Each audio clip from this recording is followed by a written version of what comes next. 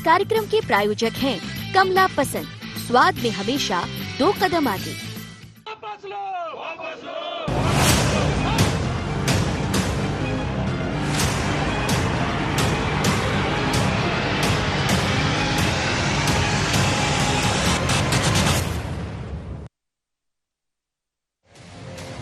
किसान आंदोलन के 13वें दिन भारत बंद का आह्वान हुआ, लेकिन ये बंद कितना सफल रहा? आंदोलन को लेकर किसान सड़क पर हैं, जिसका सबसे ज्यादा असर देश की राजधानी दिल्ली में दिखाई दे रहा है। मंगलवार को हर राज्य में किसानों के साथ विपक्ष भी सड़क पर नजर आया। इस दौरान सरकार ने अपने स्तर पर हर वो प्रयास किया जिससे किसान समझ जाए कि तीनों बिल उसके हित में हैं। यही नहीं, सरकार ने यूपीए सरकार के कार्यकाल में 2012 की संसद में इसी बिल का समर्थन करने वाली कांग्रेस के राहुल गांधी से लेकर कपिल सिब्बल तक के वो वीडियो वायरल कर बताने की कोशिश की कि जो नेता बिल का विरोध कर रहे हैं वो किसान के हित में नहीं बल्कि स्वार्थ की राजनीति के चलते किसानों को बरगलाने का काम कर रहे हैं। कांग्रेस और तथाकथित हमारे विपक्षी मित्रों ने जिस प्रकार से बंद का ऐलान किया था, तो मध्य प्रदेश के अंदर आप सब लोगों ने भी परिदृश्य देखा है कि कांग्रेस का बंद का आह्वान पूरी तरह से मध्य प्रदेश के अंदर विफल रहा है। देश को अस्थिर करने का जो प्रयास कांग्रेस और तथाकथित हमारे विपक्ष के मित्रों ने जो करने का प्रयास किया है, उनका साथ किसानों ने मध्य प्रदेश के अंदर तो दिया ही नहीं, पूरे देश के अंदर भी किसानों ने कोई समर्थन उनका नहीं किया है। भारत बंद के दौरान कांग्रेस बिल के विरोध में हर जगह नजर आई।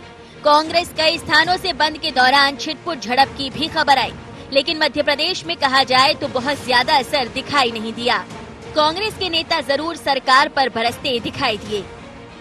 भारतीय किसान संघ किसानों में बड़ी जागृत करने की बात करते हैं, आज कहाँ है? क्यों चुप है? मोहन भागवत जी से हम पूछना चाहते हैं। और यदि मोदी जी किसान संघ और किसानों की बात अगर नहीं सुन रहे हैं, मोदी जी को समर्थन देना बंद करे। अगर कोई किसान मंडी के बाहर बेचना चाहता तो कोई रोक रहा है क्या? झूठ बोलता है किसान मंत्री यहाँ का। वो कहता है किसानों का कर्जा माफ करना सबसे बड़ा पाप होगा। ऐसे किसान मंत्री से तो इस्तीफा ले लेना चाहिए। जब भी हमको मौका मिला, हमने किसानों के लिए संघर्ष किया है और आगे भी जो देश का आंदोलन है, जो किसान विरोधी कानून बनाया गया, उसके खिलाफ में कांग्रेस पार्टी पूर्णतः इस देश के किसानों के साथ में खड़ी रही। किसानों के हित में फैसला हुए तो प्रधानमंत्री आकर बात करें किसानों से, क्यों छुपे बैठे हैं अपने घर में? और जो कानून बना है उसके खिलाफ में बात करें आके। भारतीय जनता पार्टी के पास कहने को कुछ नहीं है, ऐसी वजह से इस प्रकार की अनर्गल बयानबाजी की जा रही। हमारे किसानों को खालिस्तानी पाकिस्तानी तक कहने का क्या जरूरत कर रही है किसान सरकार? बंद एक दिन का था, शांतिपूर्ण ढंग से निपट गया, लेकिन इस बीच कई सवाल अब भी सरकार के सामने हैं कि आखिर किसानों के आंदोलन का हल निकलेगा कैसे। Bureau report IND 24।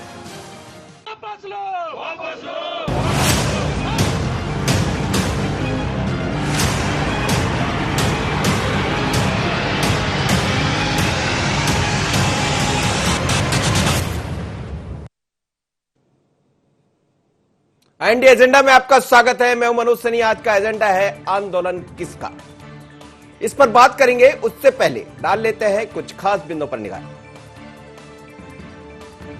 क्या किसानों की आड़ में विपक्ष सेक रहा है सियासी रोटी? यदि नहीं तो क्यों भाजपा लगा रही आरोप? मध्य प्रदेश में बंद का मिला जुला असर क्या करता है इशारा? आंदोलन बंद के बाद अब आगे क्या रुख लेगा किसान आंदोलन? इन्हीं खास बिंदुओं को लेकर आपसे रूबरू है। लेकिन मध्य प्रदेश ही नहीं, देश भर में किसानों के आंदोलन को लेकर चर्चा जोरों पर है। सबसे ज्यादा कहीं असर है तो वो हरियाणा, पंजाब और दिल्ली जब पहुंचे किसान, तो वो दिखाई भी दे रहा है कि किसान इस समय सड़क पर है, परेशान है। कि जिस तरह से तेज ठंड है, बावजूद इसके किसान सड़कों पर जमा हुआ है। मुद्दा वही है जो सरकार 3 बिल लेकर आई है उनके विरोध में। लेकिन आज भारत बंद का आह्वान किया तो देश के कई हिस्सों से खबरें ऐसी भी आई कि कुछ छिटपुट घटनाओं को छोड़ दिया जाए, घटना भी नहीं कहेंगे, हल्का फुल्का कुछ जरूर दिखाई दिया, लेकिन बहुत ही शांतिपूर्ण ढंग से निपट गया। यानी किसान भी ये चाहते हैं कि किसी बात का हल शांतिपूर्ण तरीके से निकले। लेकिन अब हम ये कह रहे हैं कि आंदोलन किसका, वो इसलिए कहना पड़ रहा है कि जब आज भारत बंद हुआ तो कांग्रेस बल्कि विपक्षी दल तमाम किसानों के साथ खड़े नजर आए, सड़क पर दिखे। और वही कांग्रेस है, जैसा बीजेपी ने कहा कि 2012 में कपिल सिब्बल से लेकर तमाम तरह के नेता इनमें से कुछ बातों को लेकर ये कह रहे थे, जिस बिल में जिक्र किया है कि इनको मान लिया जाए, लेकिन उस समय एनडीए मानने को तैयार नहीं। चीजें बदल गई है, सरकार बदल गई है, सरकार बिल को लेकर आई है, अब बिल पर बवाल है, देश भर से खबरें आ रही है। लेकिन इस बीच यह भी कहा जा रहा है कि आंदोलन में घी डालने का काम कौन कर रहा है, तो यही बड़ा सवाल है। इसी सवाल को लेकर हम आपसे रूबरू होंगे और मेरे साथ 3 मेहमान जुड़ रहे हैं इस वक्त। शंकर लाल तिवारी है, भारतीय जनता पार्टी के पूर्व विधायक, सीनियर लीडर। तिवारी साहब, आपका स्वागत है। राजीव खंडेलवाल जी है, समीक्षक है, राजनीतिक समीक्षक है, विश्लेषक है, आपका भी सर स्वागत है। और साथ ही योगेश यादव जी है, कांग्रेस के प्रवक्ता, वरिष्ठ नेता। योगेश जी, आपका भी बहुत स्वागत है। सबसे पहले तिवारी साहब, ये जो आंदोलन शुरू हुआ है, आज 13वां दिन है और 13वें दिन भारत बंद का आह्वान भी किया, लेकिन अच्छी बात यह है कि कहीं से ऐसी कोई खबर नहीं आई जिससे आंदोलन का कई दफा एक दूसरा रूप देखने को मिल जाता है। आग लगती है, इस तरह की चीजों को दिखाने का प्रयास किया जाता है कि एक अलग तरह का हंगामा खड़ा हो गया, लेकिन बहुत ही शांतिपूर्ण तरीके से पूरे देश भर में दिखाई दिया है। लेकिन सरकार क्यों नहीं मान लेती बात? हालांकि ये कहा जा रहा है कि अमित शाह साहब बात करने वाले हैं, पर बात होगी क्या? कुछ बात बनेगी या ये आंदोलन आज भारत बंद तो सफल रहा शांति के साथ, आगे कुछ और देखने को मिल सकता है यदि बात नहीं बनी तो?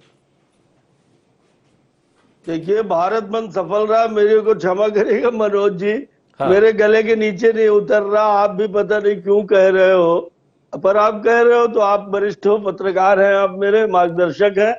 भारत बंद पूर्णतः असफल रहा। देश के अंदर आप सबके टीवी चैनल्स में देश के बड़े बड़े शहरों, बड़े बड़े मार्केट, चाहे दिल्ली का कनॉट प्लेस हो, चाहे मुंबई का हो, चाहे जयपुर का हो, आपने देखा कि सारी बाजारों के दृश्य टीवी चैनलों में दिखाए गए हैं कि जनता उसी तरह काम कर रही है। ये सच है कि पंजाब और 1.5 प्रदेश कुल मिला के, हरियाणा और पंजाब, यहाँ के किसान आंदोलित रहे हैं और इनने आंदोलन जो किया, शुरुआत की अमरिंदर सिंह ने, उसमें फिर अकाली दल के लोग भी अपने राजनीतिक कारणों से शामिल हो गए। और पंजाब हरियाणा चूंकि बॉर्डर के प्रदेश इसलिए हो रहा, बाकी देश के अंदर ने इसका कोई असर था। मध्य प्रदेश में तो कहीं कुछ नहीं था, सब बाजार खुली थी। ये बात सच है कि विपक्ष इस आंदोलन के नाम पर किसान भ्रम के कारण या जिस कारण से भी आंदोलन कर रहे थे, वो बार बार कह रहे थे कि हमको पार्टियां नहीं चाहिए, राजनीतिक सियासत वाले नहीं चाहिए। पर आज इस बंद में सियासत वालों ने घुसने का काम किया। अपने मध्य प्रदेश के एक आदरणीय नेता हैं दिग्विजय सिंह जी, उन्होंने कहा कि किसानों के आड़ में उन्होंने कहा कि देश का किसान मंत्री, उनकी भाषा सुनिए आप, अभी आपने दिखाया है कि देश का किसान मंत्री झूठ बोलता है, झूठ बोलता है। ये इतने वरिष्ठ नेता इस ढंग से मंत्री को कह रहे हैं देश के, ये गुस्सा है उनका, किसानों के समर्थन में उनका गुस्सा है। ठीक बात, उनके गुस्सा का स्वागत है, पर गुस्सा फुस है, इसलिए कि वो बाद में कहते हैं किसान मंत्री को इस्तीफा दे देना चाहिए और उनको मंत्री बना देना चाहिए। तो इस तरह की फप्तियां और ये राजनीतिक रोटी सेकने के लिए मैं आपसे मनोज जी विनती पूर्वक कह रहा हूं कि जब वार्ता चल रही है, ये बार बार कह रहे हैं क्यों नहीं किसान से बात करते, पूरे देश जान रहा है कि 5 चरण 6 चरण की वार्ता हो चुकी, 9 तारीख को पुनः वार्ता आयोजित है, तय है। आज भी रात्रि को देश के माननीय गृह मंत्री अमित शाह जी लगभग 14-15 किसानों से, संगठनों के मिल रहे हैं और वार्ता कल 9 तारीख को थी, फिर 8 तारीख को बंद करने का क्या मतलब था? मैं जानना चाहता हूं मनोज जी कि किसानों का कोई आंदोलन कांग्रेस ने नहीं किया। ये पिछले घोषणा पत्र में किसानों को यही बातें देने की बात कांग्रेस ने भी कही थी। कपिल सिब्बल शरद वीडियो का आप ही, शरद पवार का वीडियो आप ही सब चला रहे मीडिया में, पर उसके बाद जब किसानों ने, कुछ संगठनों ने पंजाब के और हरियाणा के किया, तो अब आज राहुल गांधी नौटंकी कर रहे हैं कि हम राष्ट्रपति चलिए से मैं मिलने इस जाएंगे। सवाल का जवाब योगेश जी से ले लेता हूं, ज्यादा बेहतर तरीके से वही बताएंगे। योगेश जी, 2012 की तरफ जाते हैं तो फिर संसद दिखने लगती है, संसद में कपिल सिब्बल भी दिखाई दे रहे हैं, राहुल गांधी भी दिखाई दे रहे हैं और बहुत कुछ है, लेकिन आज आप लोग सब सड़क पर है और इसीलिए हमें कहना पड़ रहा है कि आंदोलन किसका। देखिए मनोज जी, आज का आंदोलन इस बात का प्रतीक है कि सत्ता के मंदमस्त होकर जिसको कहते हैं कि आप सत्ता के नशे में चूर मंदमस्त हाथी जब निकलता हुआ रोंदता हुआ प्रजातांत्रिक प्रणालियों को रोंदता है और किसानों को रोंदता है, तो आज किसानों की तरफ से जो जवाब मिला है वो 13 राज्यों में प्रबल रूप से जिस तरीके से किसान और जनता सड़क पर आई है और जो कल्पना लेकर बैठे थे भारतीय जनता पार्टी के मंदमस्त हाथी कि हमारा कोई कुछ नहीं बिगाड़ सकता, आज उन पर एक मुंह तोड़ तमाचा पड़ा है। अब मुझे लगता है कि अब सचेतना जाहिर की जानी चाहिए, नरेंद्र मोदी जी की आंख खुल जानी चाहिए, अमित शाह जी की आंख खुल जानी चाहिए कि मध्य प्रदेश ही नहीं संपूर्ण भारत का किसान और देश का आम नागरिक कमजोर नहीं है।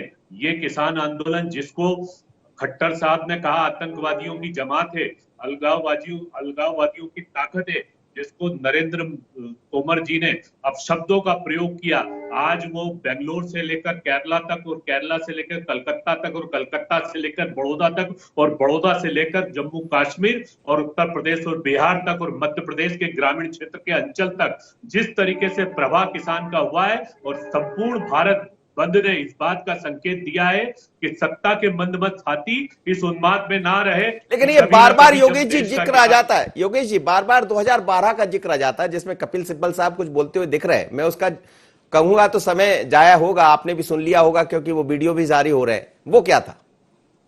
देखिए, किसान कृषि सुधार विधेयक 3 मुद्दों पर आधारित है, जैसा कि अभी 3 मुद्दे प्रस्तुत किए गए। मनोज जी, कहा जाता है किसान उत्पादन, व्यापार और वाणिज्यिक विधेयक, दूसरा सशक्तिकरण और संरक्षण विधेयक, तीसरा सेवा विधेयक और आवश्यक वस्तु विधेयक। इसमें एक बात स्पष्ट होकर आ रही है, 2 की व्याख्या एनडीए की सरकार नहीं कर पा रही है, जो है किसान का उत्पादन, व्यापार और वाणिज्यिक विधेयक। मैं आपको स्पष्ट कर देना चाहता हूं, अंतरराष्ट्रीय स्तर पर मनोज जी, भारत का जब सर्वे किया गया तो भारत में 200% पैकेजिंग व्यापार की संभावना है। इसको देखकर हमारे देश के टाटा, बिरला और अंबानी जैसे लोगों ने देखा कि एक गोभी का फूल जो आज भी कस्बाई शहर में या ग्रामीण क्षेत्र में 5 रुपए या 10 रुपए में किसान बेचकर आ जाता है और व्यक्ति खरीद लेता है, उसको एक किलो के 5 रुपए के गोभी के फूल को पैकेज करके किसी भी मॉल में ले जाने के बाद उसको पैक करने के बाद यदि उसका 50 रुपए या 100 रुपए का मूल्य कैसा वसूला जाता है, तो ये वाणिज्यिक जो व्यापार विधेयक है इसका ही हमें प्रश्न का जवाब करें। मैं 2 पॉइंटों पर विधेयक के संदर्भ में कहना चाहता हूं जो यूपीए सरकार ने स्पष्ट किया था, लेकिन एनडीए सरकार 2 विधेयकों को पॉइंट को अभी तक स्पष्ट नहीं कर पाई। जिस गोभी के फूल का आप जिक्र कर रहे हैं योगेश यादव जी, तिवारी की तो समझ में नहीं आएगा। योगेश यादव जी, जिस गोभी के फूल का आप जिक्र कर रहे हैं, आप भी कह रहे हैं कि जो 5 रुपए में किसान के पास मिलता है, यदि वो कोई बड़ा फर्म आकर जुड़ती है और उसको एक मॉल में ले जाकर 35 रुपए का बेचते हैं, जितने का भी बेचते, जो भी फायदा होगा, तो उसका लाभ तो किसान को मिलेगा, फिर वो 5 में थोड़ी होगा, वो तो 15 में बिकेगा। मनोज जी बहुत अच्छी बात कही आपने, यही बात महत्वपूर्ण है। ये किसानों को इसी बात पर बाउंड कर रहे हैं कि हम आपकी फसल इतने दामों में लेंगे और उसके बाद उसको एक दाना नहीं छोड़ेंगे। यदि ये किसान का एक गोभी का फूल 10 रुपए में लेते हैं और उस 10 रुपए के फूल में किसान यदि चाहेगा कि मैं स्वयं उपभोक्ता बनूं, तो उसको एक 10 रुपए का फूल प्राप्त नहीं होगा, वही मॉल में जाएगा। चलिए, राजीव खंडेलवाल जी है, मैं इस बात को उनसे समझ लेता हूं, फिर आपकी जो कहना चाहूंगा जी, मैं एनडीए सरकार से आज किसानों की तरफ से एक प्रश्न है, मैं स्वयं एक किसान हूं, मैं स्वयं एक प्रश्न करना चाहता हूं। करिए टाइम जी। मैं ये पूछना चाहता हूं, सशक्तिकरण और संरक्षण विधेयक में आप किसान को क्या दे रहे हैं? चलिए, मैं समझूंगा विधेयक में आप क्या दे रहे हैं? मैं समझूंगा, ये व्याख्या नहीं है। मैं समझूंगा, आपकी बात को समझूंगा। राजीव खंडेलवाल जी, राजनीतिक विश्लेषक मेरे साथ है। राजीव खंडेलवाल जी, आज भारत बंद का आह्वान हुआ, मिला जुला असर हम कहेंगे, क्योंकि बंद का मतलब होता है बंद, लेकिन वो उतना बंद तो दिखाई नहीं दिया। खासकर जहां भारतीय जनता पार्टी की सरकारें हैं वहां इसका असर कम हुआ, जहां कांग्रेस की या अन्य विपक्षी दलों की सरकारें वहां कुछ ज्यादा दिखाई दिया। लेकिन ओवरऑल आज 13वां दिन है, आपको लग रहा है कोई इसका रास्ता निकलेगा? देखिए, एक बात मैं आपसे कहना चाहता हूं सैनी जी। जी तो ये कहा, कहिएगा, आप अपनी बात पूरी कीजिए। हेलो जी कहिए। बंद जो है, बंद आंदोलन जो किया जाता है, वो आंदोलन के लोग भावना को नहीं समझ रहे। आंदोलन का अर्थ क्या होता है? आंदोलन का मतलब होता है जिस मांग के लिए आंदोलन किया जाए उसके लिए वो समस्त लोग जिनके लिए मांग की जाती है वो जुड़े। और इसलिए इस दृष्टि से इस बंद को जो जन आंदोलन को रूप ले लिया किसान मांग के रूप में, और उसमें यदि दूसरे लोग जुड़ते हैं तो उसमें किसी को आपत्ति नहीं होना चाहिए, क्योंकि ये मानते हैं कि यह मांग जो है ये जायज मांग है, किसानों की जायज मांग है। ठीक है। इसलिए यह कहना कि ये आंदोलन विपक्ष द्वारा चलाया जा रहा है बिल्कुल गलत है। एक बात को आपने स्पष्ट रूप से, ये पहला आंदोलन है जहां पे पूरा रूप से अनुशासित रूप से कॉल किया गया है। बहुत कम समय के लिए 3 बजे तक का समय सब दिया गया है। इससे इस बात को सिद्ध होता है कि किसान लोग जो इस आंदोलन जिसको मांग की और जिन्होंने आज बंद की मांग की है, वो लोग जनता की समस्याओं को तकलीफों को समझते हैं और तकलीफों को ज्यादा ना हो, इसलिए उन्होंने एक समय बाउंड बंद का कॉल किया है। एक और बात मैं आपसे कहना चाहता हूं कि जो ये कहा जा रहा है, आपने जो बताया 1992 का कपिल सिब्बल जी का और दूसरे कांग्रेस के घोषणा पत्र का और शरद पवार का, ये बात कहा जा रहा है कि साहब इन लोगों के ये स्टैंड थे। माननीय कल ला मंत्री जी का प्रेस कॉन्फ्रेंस था, उसमें पूरा जो उनका इस बात का था, लेकिन वो आईना तो उन्होंने दिखाया विपक्ष को। लेकिन मैं उनसे ये जानना चाहता हूं कि आपने जो एक कदम उठाया है, क्या आपने आपके कदम को सही ठहराने के लिए आपको क्या विपक्ष का सहारा लेना पड़ रहा है? यदि ये मुद्दा सही है, इस कारण से आपने जनता के और किसानों के हित में ये कानून बनाए हैं, तो फिर आप उन विपक्ष को, उस समय के विपक्ष को यह कह के कुछ समय ने विरोध किया था, वही आईना आप पे भी लागू होता है। यदि वो मुद्दा सही था तो तब आप विपक्ष में थे, वो सत्ता में थे, आज जो विपक्ष में है, तब आपने उस मुद्दों को सुलझाने के लिए, उस मुद्दों को एग्जीक्यूट करने के लिए तत्कालीन सरकार पे दबाव क्यों नहीं डाला, तब आंदोलन क्यों नहीं किया? ये प्रश्न होता है। इसलिए तो कहा गया है इस राजनीति में हमारे सब नंगे हैं, ये मुहावरा शायद आज के उसमें फिट बैठता है। बिल्कुल आपने ठीक कहा, और हमें लगता है इस सवाल को लेकर मैं जाऊंगा भारतीय जनता पार्टी के पास, शंकर लाल तिवारी जी के पास। लेकिन इस जो पूरा जो 3 बिंदुओं पर जिसे लेकर आंदोलन चल रहा है लगातार, इसमें कई ऐसे सवाल है जिसका जवाब ना सरकार दे पा रही, ना विपक्ष दे पा रही, और किसान ये चाहता है कि फायदा उसका हो। दावे तो सभी पार्टियां करती रही। ये चर्चा को आगे जारी रखेंगे, एक छोटा सा ब्रेक, अभी लौटते हैं।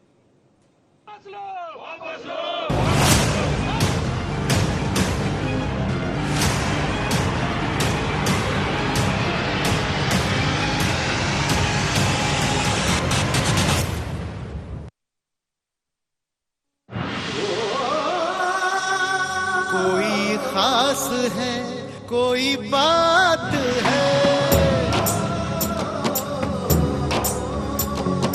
कमला पसंद। जीते दुनिया हर बाजी जीते, हर अदा में शाही अंदाज है। कमला पसंद पान मसाला, शाही स्वाद, शाही अंदाज, स्वाद में हमेशा धोखा।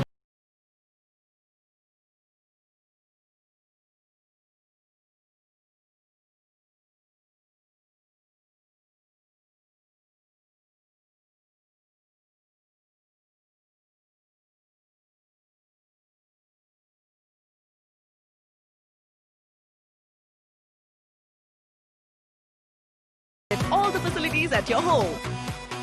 InStyleWay.com, a family salon.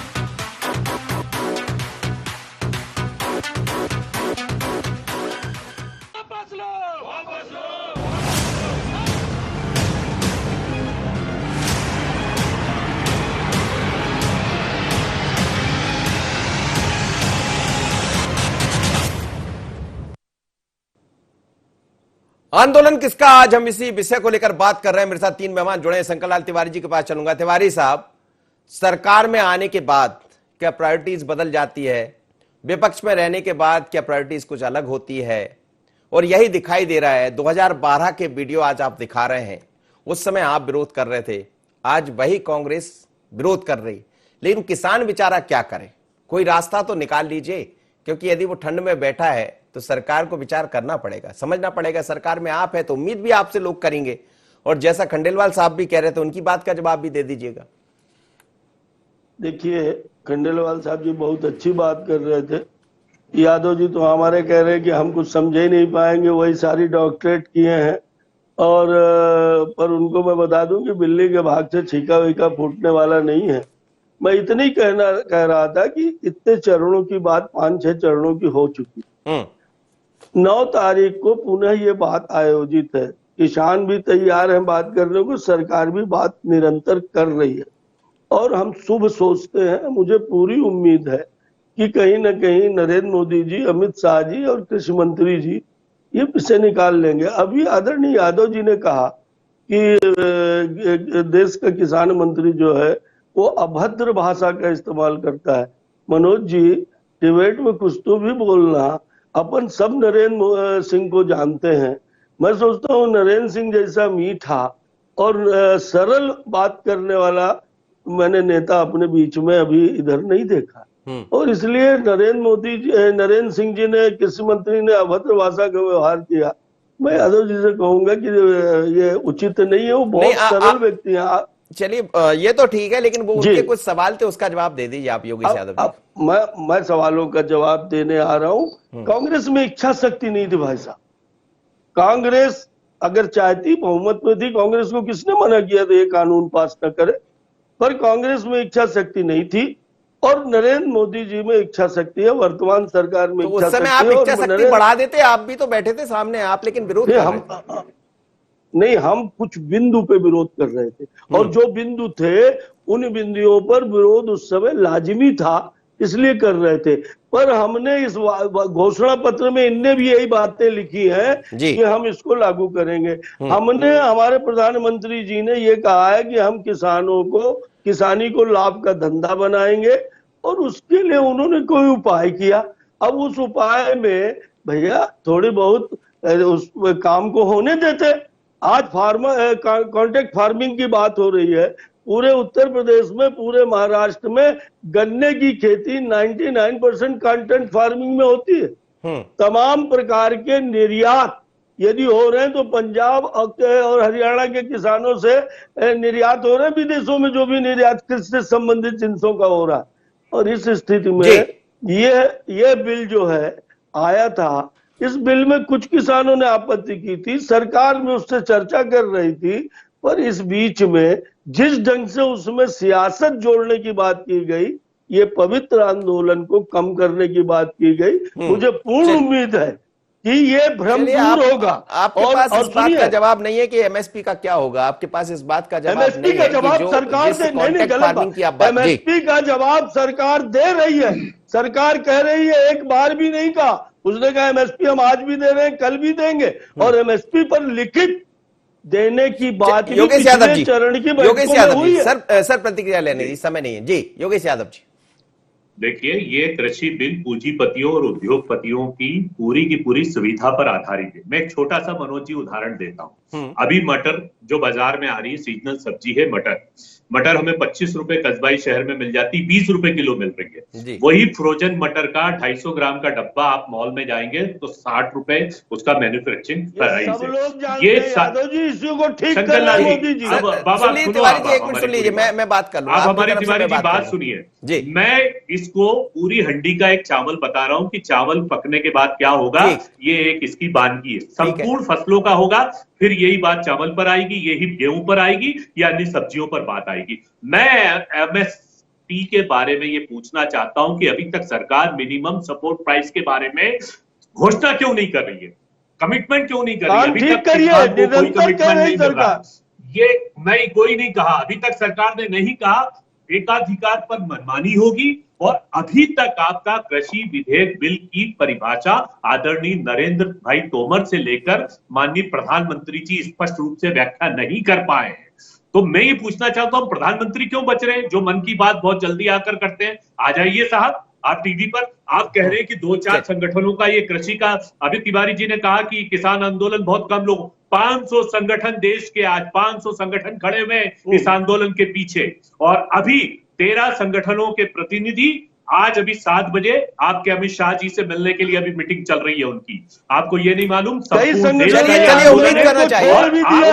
आप अभ्रत भाषा की बात करते हैं।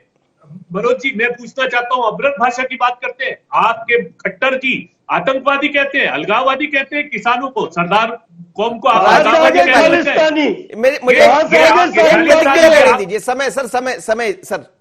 राजीव खंडेलवाल, ये बीजेपी कांग्रेस के सवाल जवाब चलते रहेंगे। आप एक समीक्षक है, विश्लेषक है, क्या कहती है आपकी समीक्षा? क्या कोई इसका रास्ता देर सवेर दिखाई दे रहा है, जैसे अमित शाह भी बात करने जा रहे हैं? सैनी जी, मेरा बड़ा साफ पूछना है दोनों लोगों से, माननीयों से, कि ये आंदोलन जो हुआ किसानों के जो भूमि सुधार कानून कहा गया, किसान सुधार, कृषि कानून सुधार कानून किया गया, उसको पारित होने से कुछ परसेप्शन ऐसा पैदा हुआ कि एमएसपी पे आंच आ रही है।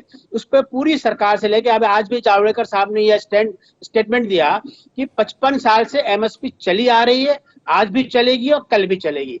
प्रश्न मेरा सीधा सा दोनों से यही है माननीयों से कि ये एमएसपी यदि ये सही है तो फिर आंदोलन किस बात का है? मेरा ये कहना है कि एमएसपी आप जी कहिए, अपनी बात पूरी कीजिए। राजीव जी अपनी बात पूरी कीजिए।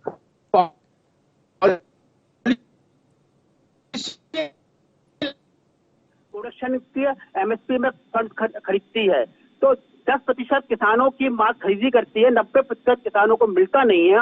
उस 10% में भी बड़े किसान जो हैं, जो पावरफुल हैं, जिनके अप्रोचेस हैं, उनकी खरीदी हो जाती है और इसलिए आम किसान जो है वो एमएसपी से रह जाता है, उसकी खरीदी नहीं होती है। इसके लिए किसान और कानून की बात कर रहे हैं, लेकिन मैं यहाँ पे किसानों से भी एक बात कहना चाहता हूँ, वो आप भ्रम में है और सरकार उनको एक गलत आश्वासन दे रही है, हम कानून बना देंगे। मेरा इतना कहना है कि एमएसपी का कानून बन जाने से किसानों की एमएसपी की स्थापना नहीं होगी, क्योंकि किसान जब खरीदेगी ही नहीं तो कानून का वायलेशन ही नहीं होगा, इसलिए उसका फायदा नहीं होगा। इसलिए कानून इस बात का बनना चाहिए कि किसानों की मिनिमम इतने परसेंटेज प्रोडक्शन जो है उसकी खरीदी सरकार करेगी और प्रत्येक किसान का मिनिमम, अजय मान लीजिए 100 क्विंटल अनाज पैदा करता है तो 30 कुंटल खरीदी वो करेगी। इस तरह का कानून बनाया जाएगा, तब कम से कम हम प्रत्येक किसान की एमएसपी तो नहीं दे पाएंगे, लेकिन अधिकांश किसानों को एमएसपी देने में सरकार सक्षम होगी।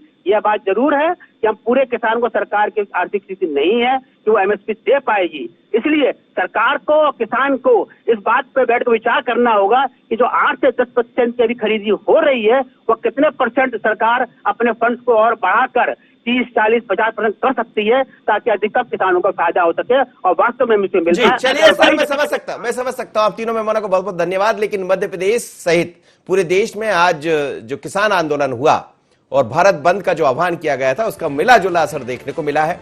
बातें वही है, सवाल वही है, लेकिन इन सवालों का जवाब देना तो सरकार को ही पड़ेगा, क्योंकि सरकार से लोग उम्मीद करेंगे। उम्मीद किससे करेंगे?